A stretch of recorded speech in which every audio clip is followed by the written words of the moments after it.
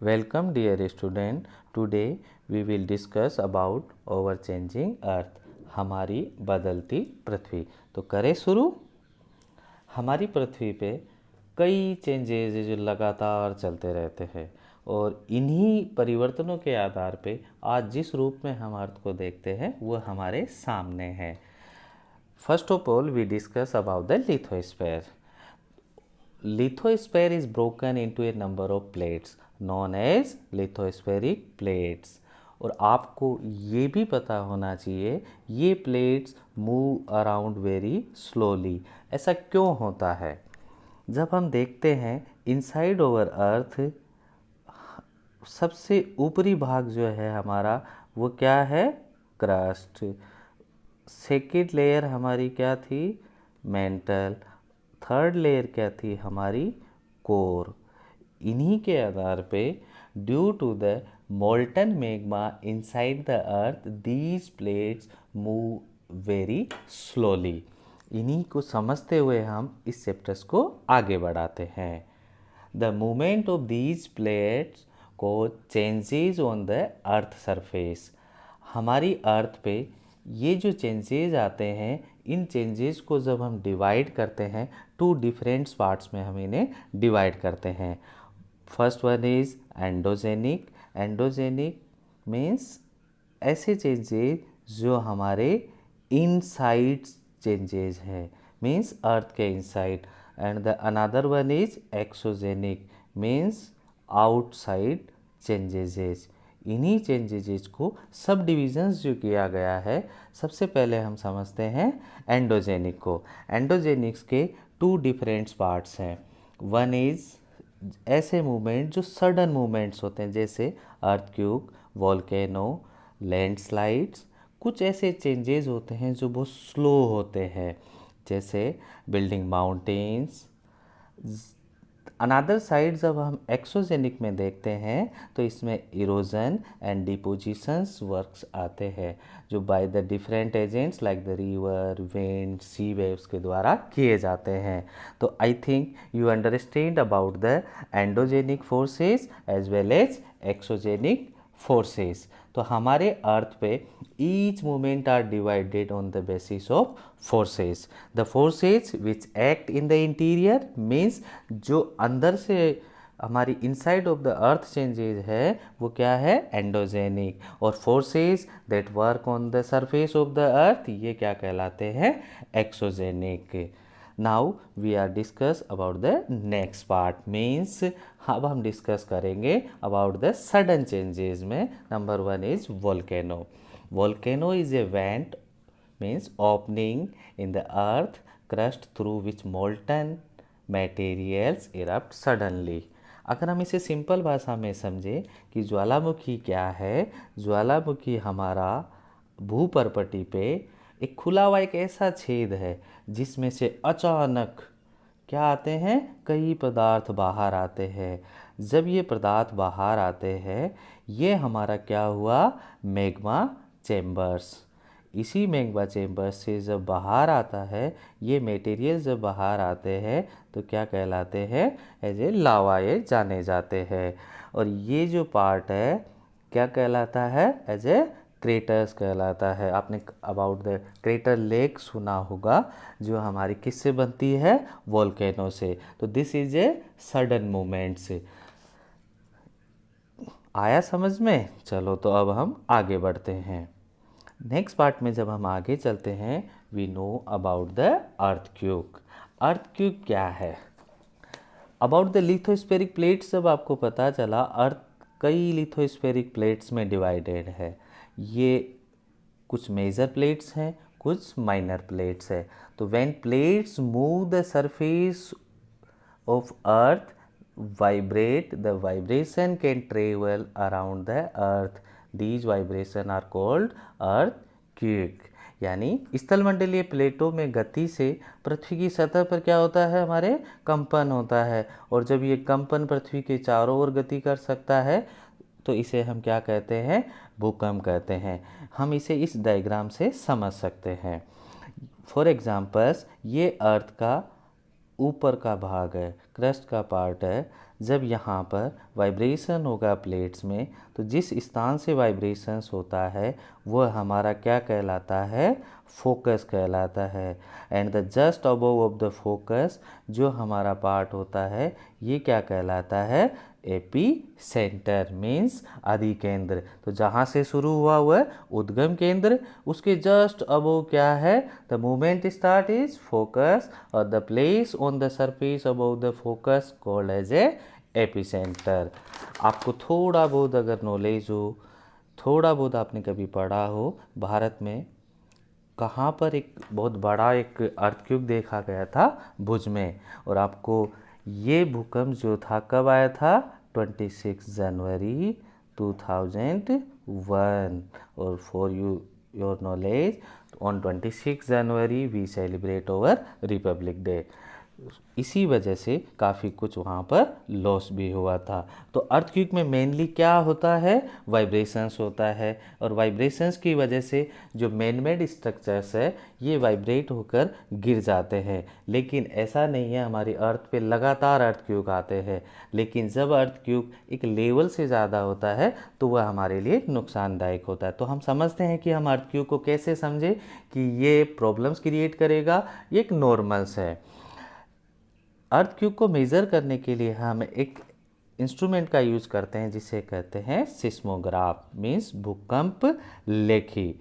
Seismograph जो होता है एक्चुअली एक इंस्ट्रूमेंट है जो डिटेक्ट करता है और रिकॉर्ड करता है अर्थक्वेक के मेजर को ऑन द बेसिस ऑफ किसके, रिक्टर स्केल पर इसे नापा जाता है। और ये रिक्टर स्केल ही हमें क्या बताता है, अबाउट द मैग्नीट्यूड स्केल्स के बारे में है। माना जाता है कि नॉर्मली अगर बिलो 6 है तो ये क्या कहलाएगा, एक मॉडरेट कैटेगरी में आएगा। इसकी वजह से, ठीक है, जैसे जैसे हम नीचे जाते हैं वाइब्रेशंस का लेवल कम रहता है, लेकिन जैसे जैसे हम 6 से अबव जाएंगे स्ट्रोंग हो जाएगा। देन 7 के बाद मेजर और 8 से अबव ग्रेड्स हो जाएगा, जिससे कि बिल्डिंग्स और अदर्स क्या हो जाएंगे, गिर जाएंगे। माना जाता है अर्थ पे ये चीज़ें मीन्स वस्तुएं गिरने से और अबव द 6 आने से काफ़ी स्ट्रोंग होने की वजह से काफ़ी लॉस होता है। Earthquake can not be predicted but impact can be minimise if we prepared before the hand. अगर हम पहले से इसके लिए तैयार रहे, हमें इसके बारे में एज ए डिजास्टर नॉलेज या डिजास्टर मैनेजमेंट के रूप में हमें इसके बारे में पता रहना चाहिए। अब हम आगे बढ़ते हैं इसी के नेक्स्ट पार्ट पे, जिनमें हम देखेंगे अबाउट द मेजर लैंडफॉर्म्स। आज हम हमारी अर्थ पे जब देखते हैं we have the different kind of landforms, तो बहुत सारी मुख्य स्थलाकृतियों को हम देखेंगे। The landscape is being continuously worn away by two process, weathering and erosion. तो हम इसे समझने की कोशिश करते हैं। वेदरिंग जो है सीधा सा है, वेदर से जुड़ा हुआ एक क्या है आपके लिए, एक शब्द है। वेदरिंग में क्या होता है, is the breaking up of the rocks on the earth surface, means due to the temperatures, due to the rainfall, due to the other regions of the earth क्या होता है, these are the breaking up। और erosion क्या करता है, अपरदन से क्या होता है, is the wearing away of the landscape by the different agent like the water, wind and the ice। means अगर हम सिंपल भाषा में समझें, भूदृश्य पर यानी हमारी पृथ्वी पर पवन, जल, हिम जैसे घटकों की वजह से जो क्षय होता है इसे हम क्या कहते हैं, अपरदन कहते हैं। और जब हम इस इरोडेड मटेरियल्स को कैरीड अवे और transported by the water, winds, इनके द्वारा होता है, तो these are called as a deposits. Means हम इसे किस रूप में समझ सकते हैं, इस डायग्राम से आप इसको समझ सकते हैं। Weathering means break it, erosion means take it, depositions means drop it. अगर आप इसे देखोगे वेदरिंग्स में क्या हो रहा है कि वेदरिंग्स में due to the rainfall and other reasons क्या हो रही है, ये हमारी रॉक्स डिवाइड या इरोड हो रही है, इसे ही कैरी करके बाय इरोजन्स ये कहाँ जा रही है और जहाँ जाके जमा हो रही है एज ए ड्रॉप इट, वहाँ पर ये क्या कर रही है, सरफेस को चेंज कर देती है। मीन्स अगर हम सीधा देखें, weathering as well as the erosions क्या करती है, लैंडस्केप को चेंज कर देती है। इन्हीं लैंडस्केप के चेंजेस को हम देखेंगे अलग अलग रूपों में कि किन किन एजेंट्स के द्वारा ये कार्य होते हैं। तो सबसे पहले हम बात करेंगे किसकी तरफ, सबसे पहले वर्क ऑफ ए रिवर, नदी के कार्य। अगर आप रिवर को देखते हो, नदी क्या है, व्हेन द रिवर्स, ठीक है, tumble at the steep angle over a very large hard rocks or down a steep valley side, it form a waterfall. You can see the pictures about the waterfall. waterfall में अगर हम देखेंगे, इसमें hard rocks होगी, जब river flow करती है और जब हार्ड रॉक्स को कट नहीं कर पाती और सडनली वो गिरती है तो ये क्या क्रिएट करती है, वाटरफॉल। आपने नाम सुना होगा वर्ल्ड के सबसे हाईएस्ट वाटरफॉल का, क्या है, एंजल वाटरफॉल। कौन से कंट्री में है, located at the Venezuela. As the river enter the plain, अगर हम देखते हैं जब रिवर प्लेन एरिया में मूव करती है, आप सिंपल सा देख सकते हो, रिवर कभी भी किस रूप में नहीं मिलेगी आपको, सीधा नहीं मिलेगी। रिवर का हमेशा क्या होगा, इस enters is the create about the this type of structures. Means जब रिवर एंटर द प्लेन करती है तो ट्विस्ट करती है, टर्न करती है और फॉर्मिंग द लार्ज बैंड, और इन्हीं बैंड को हम क्या बोलते हैं, मीएंडर्स। जैसे फॉर एग्जांपल्स आप यहाँ देख सकते हो, ये क्या हो गया, मीएंडर्स हो गया।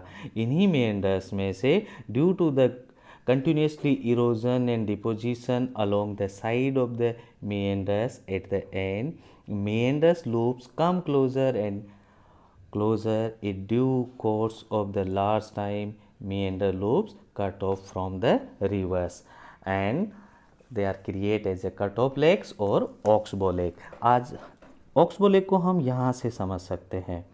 oxbow lake की जब बात करते हैं, फॉर एग्जांपल्स आपने देखा कि रिवर जब ट्विस्ट करती है तो धीरे धीरे उसमें क्या होता है, कट होते चले जाएंगे और ये कट होते होते इन मेंडर्स में से मिल जाते हैं और डिफरेंट साइड, यानी फॉर एग्जांपल्स यहाँ से अगर हम देखते हैं, रिवर्स अपने साथ जो इरोडेड या सेडिमेंट्स लेकर आती है वो डिपॉजिट करती जाती है और ये पार्ट अलग हो जाता है और रिवर का रूट जो होता है वो चेंज हो जाता है। जो ये लेक्स बन जाती है, ये लेक्स हमारी क्या कहलाती है, ऑक्सबो लेक मीन्स चाप झील। इसी के साथ अगर हम देखते हैं, कभी कभी जब हम देखते हैं ड्यूरिंग द रेनफॉल और ड्यूरिंग द मानसून सीजन जब फ्लड्स आती है, it's deposit layer of the fine soil as well as the other materials और these sediments along its bank, ये जो होता है ये क्या करता है, एक प्लेन्स बनाता है। यानी अगर आप देखोगे फ्लड प्लेन्स बनाएगा और ये फ्लड प्लेन्स हमारे जो होते हैं for agriculture, they are very useful. वहीं आपने कुछ जगह पर देखा होगा, जब आप किसी रिवर्स को देखते हो, the raise bank are the called as a levees, यानी ये लेवीज का जो पार्ट होता है ये रिवर्स में लगातार फ्लो की वजह से धीरे धीरे साइड के कट क्या हो जाते हैं, उत्थित हो जाते हैं, यानी ऊंचे उठ जाते हैं। जब रिवर आगे बढ़ती है due to the courses approach the sea, speed क्या होती चली जाती है, कम होती चली जाती है। फॉर एग्जांपल हम मान सकते हैं उसकी एज जो है वो क्या होती चली जाती है, बढ़ती हुई चली जाती है। And water decrease and the river begins to break up into a number of stream, these are the called as a distributaries, जिसे हम क्या बोलेंगे, वितरिकाएँ बोलेंगे। और ये जब वितरिकाएँ आगे बढ़ते हुए चली जाती है, माना जाता है हर वितरिका का एक ओन माउथ होता है, यानी कि उसका क्या होगा, मुहाना होगा, और ये जो मुहाने होंगे इन्हीं के आसपास से सी को क्या कर लेगी, ज्वाइन कर लेगी और वहाँ पर क्या क्रिएट कर देगी, डेल्टा पार्ट बना देगी। तो आपने सुना भी होगा about the famous delta of India, Sundarban delta. आपको पता करना है ये सुंदरवन डेल्टा कौन सी नदी बनाती है। जब हम नदी के बाद अगर हम आगे बढ़ते हैं तो हम चलते हैं the work of sea waves. Sea waves की जब बात करते हैं यानी लहरों की जब आप बात करते हो, सी वेव्स सबसे अगर हम देखते हैं deposit sediment along the shore forming क्या बनाती है, बीचेस बनाती है। आपने देखा होगा गोवा के हैं, केरल के हैं, कई बीचेस हमारे क्या है फेमस है। ये बीचेस जो होते हैं इन्हें हम हिंदी में क्या बोलते हैं, समुद्री पुलिन्स कहते हैं।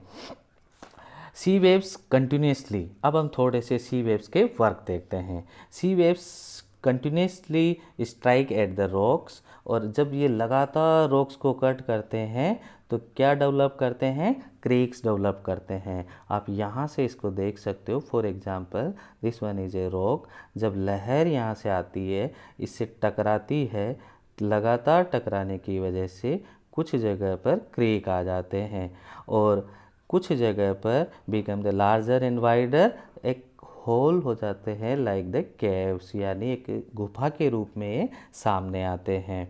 इन्हें हम क्या कहते हैं, sea caves. As these cavities bigger the bigger and bigger, क्या बच जाता है, एक सीधा एक स्ट्रक्चर्स क्या रह जाता है, होल डायरेक्ट पास हो जाता है और ये कहलाता है तटीय मेहराब, सी आर्चेज।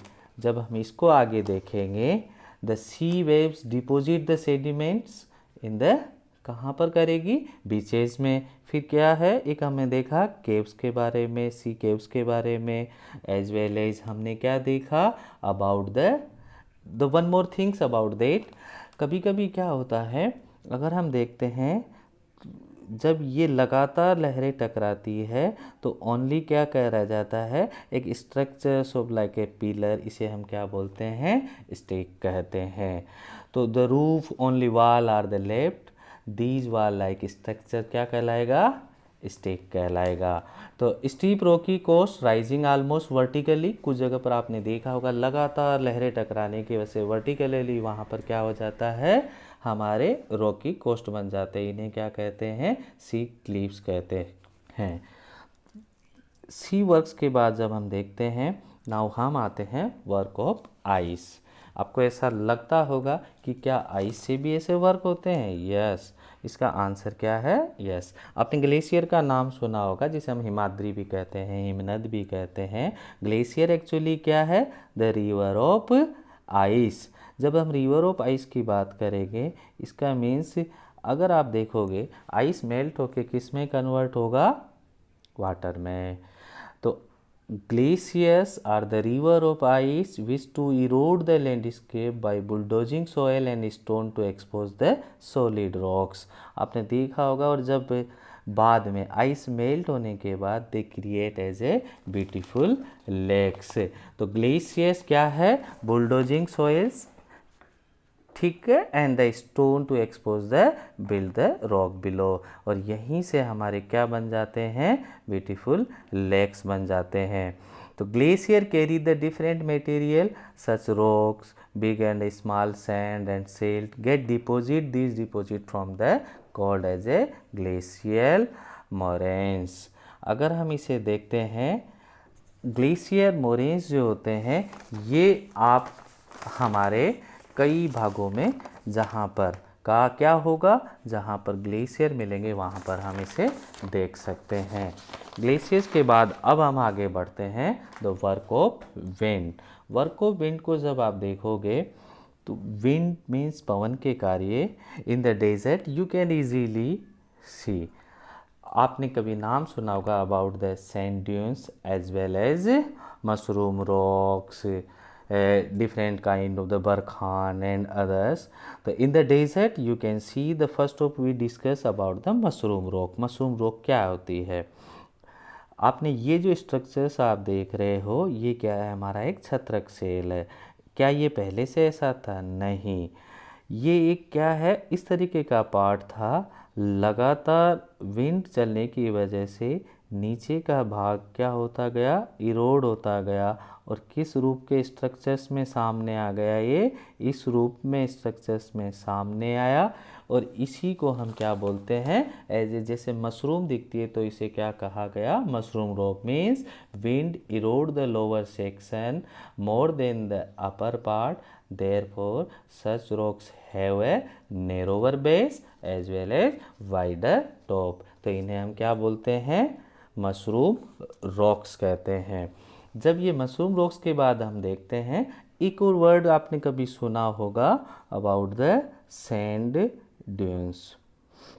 सैंड ड्यून्स को आपने कुछ फोटोग्राफ्स में, या फिर राजस्थान के रहने वाले लोग हैं तो हमने उनको डायरेक्टली भी हम इसको देखते हैं। तो when the winds blow its lift and the transport sand, when it stop blowing, sand falls into the low hills like these low hills like structure called as a sand dunes। इसे आप इस photograph से भी समझ सकते हो। तो ये क्या है, रेत के टीले हैं। जब कभी कभी आप एक और चीज़ देखते हो, हल्के बालूकरण क्या होते हैं, बड़े भाग में डिपॉजिट हो जाते हैं, और इन्हीं डिपॉजिट को हम क्या बोलते हैं, लोएस कहते हैं।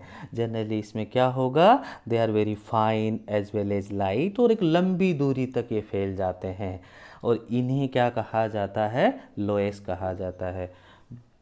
चीन में काफ़ी मात्रा में ऐसे लोएस पाए जाते हैं, यानी काफ़ी क्षेत्रों में ऐसे लोएस पाए जाते हैं।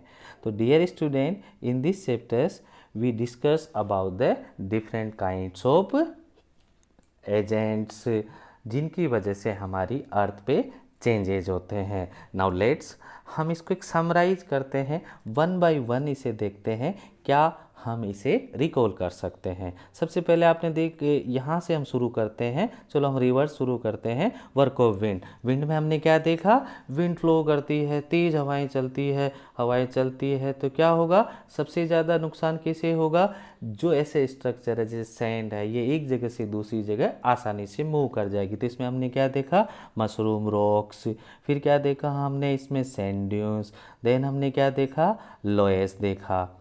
नेक्स्ट हमने इससे पहले हमने क्या पढ़ा था, वर्क ऑफ आइस। आइस में हमने क्या देखा, अबाउट द ग्लेशियर। ग्लेशियर को एक और क्या नाम बोलते हैं, रिवर्स ऑफ आइस। इसमें क्या देखा हमने, कुछ ब्यूटीफुल लेक्स क्रिएट हो जाती है, क्योंकि आइस की वजह से जब ये मूव करते हैं ग्लेशियर्स, और जब टेम्परेचर इंक्रीज होगा तो ये क्या होगा, ग्लेशियर मेल्ट होंगे, और ग्लेशियर मेल्ट होते हैं तो किस में कन्वर्ट हो जाते हैं, वाटर्स में कन्वर्ट हो जाते हैं। और इन्हीं की वजह से जब हम देखते हैं तो इसमें हमने क्या क्या देखा, ग्लेशियर्स क्या क्या क्रिएट करते हैं, मोरेन्स। नेक्स्ट हमने देखा था अबाउट द सी वेव, समुद्री तरंगों के बारे में। समुद्री लहरें या तरंगों से हमने जो चेंजेस देखे, क्या है, बीचेज क्रिएट होते हैं, केव्स होती है, सी केव्स होते हैं, सी आर्चेज होते हैं, स्टेग हमने देखा। इन्हीं के आधार पे हमने एक और चीज़ समझी थी, for examples as a cliff, यानी जब समुद्री जल लगातार ऊर्ध्वाधर, यानी जब vertically above the sea level, ऐसे जो सेल के रॉक्स होते हैं ये क्या कहलाते हैं, समुद्री भृगु कहते हैं। यहाँ पर एक चीज़ अगर आप सीधे से अर्थों में समझोगे कि समुद्री तरंगे जब लगातार टकराती है तो पहले इसमें क्या आएंगे, क्रेक्स आएंगे, जब क्रेक्स डेवलप हो जाएंगे तो केव्स बनेंगे, केव्स के बाद सिर्फ क्या रह जाएगी, एक रूफ रह जाती है, तो वो सी आर्चेज बनाते हैं, यानी तटीय मेहराब, और जब वो भी नहीं रहती और सीधा एक पिलर रहता है तो क्या कहलाता है, स्टेक कहलाता है। रिवर्स में जब हमने देखा था तो रिवर्स में हमने क्या क्या समझा, वन इज वाटरफॉल। वाटरफॉल के बाद हमने क्या देखा, वाटरफॉल के बाद हमने देखा अबाउट द मिनेंडर। मिनेंडर के अलावा हमने क्या देखा, डेल्टा रीजन्स। तो इसे आप रिकॉल कर सकते हैं। मेन ये जो लैंडस्केप के जो चेंजेज आते हैं तो ये इसके जो प्रोसेस है क्या क्या है, one is weathering and second one is erosion. हमने इसमें तीन चीज़ें समझी थी, weathering, erosion as well as depositions, यानी अपक्षय, अपर्दन और निक्षेपण। तो इन्हीं के द्वारा हमारी पृथ्वी पर लगातार क्या आ रहे हैं, परिवर्तन आ रहे हैं, और ये परिवर्तन हमारी पृथ्वी पे इवन जब हम अभी बात कर रहे हैं तो भी ये परिवर्तन लगातार चल रहे हैं। सिस्मोग्राफ क्या है? Seismograph is a instrument use to detect the record earthquake. और किस बेस पर है? ये हमारा एक इसका मैग्नीट्यूड क्या होता है? स्केल होता है। अर्थक्वेक को हमने समझा। अर्थक्वेक में मेजर क्या था? One is focus and another one is epicentre. Focus क्या है? जहाँ से स्टार्टिंग पॉइंट से जस्ट अबव द फोकस क्या होगा? अर्थ के क्रस्ट वाला पार्ट एपिसेंटर्स कहलाएगा। वोल्केनो में हमने क्या देखा? मैग्मा चेम्बर्स है। चेम्बर्स से जब मैग्मा बाहर आता है तो क्या कहलाता है? लावा कहलाता है। और ये लावा के साथ में कई ऐसे वाटर वेपर्स वगैरह भी इसमें बाहर इरप्ट होती है। मूवमेंट्स हमने कौन कौन से देखे? One is endogenic, second one is exogenic. Endogenic means जो इनसाइड है, एक्सोजेनिक मीन्स जो outside of the surface movement होते हैं। एंडोजेनिक्स में सडन मूवमेंट्स है जिसमें अर्थक्वेक, वोल्केनो, लैंडस्लाइड्स एक्सेट्रा। जबकि स्लो मूवमेंट्स में हम देखते हैं तो building mountains as well as ऐसे मूवमेंट जिनके काफ़ी सालों में जो चेंजेस आते हैं। लिथोस्फीयर आपने क्लास 6 में भी पढ़ा होगा। लिथो मीन्स स्टोन है, तो हमारी अर्थ का जो टॉप मोस्ट पार्ट है या टॉप मोस्ट लेयर जो है, क्रस्ट है, ये किससे बनी हुई है? एक सॉलिड पार्ट से बनी हुई है, जिसको अगर आपने देखा होगा about the ocean crust as well as continent crust. इन्हीं क्रस्ट में कई में प्लेटें हैं। इन्हीं प्लेटों के आधार पे क्या होता है? हमारे अर्थ सरफेस का निर्माण होता है। अर्थ सरफेस को जब हम देखते हैं तो क्या है? आप ये कह सकते हो the changes are the continuously in a progressive way. लगातार ये हो रहे हैं और आने वाले समय में फिर ये बदलाव लगातार चलते रहते हैं, लेकिन ये बदलावों को हम कई सालों में या कई हज़ारों सालों में इसे देख पाते हैं। तो thanks for the watching. Hope करता हूँ आप ये समझ में आया होगा। Well done. Wish you very happy day.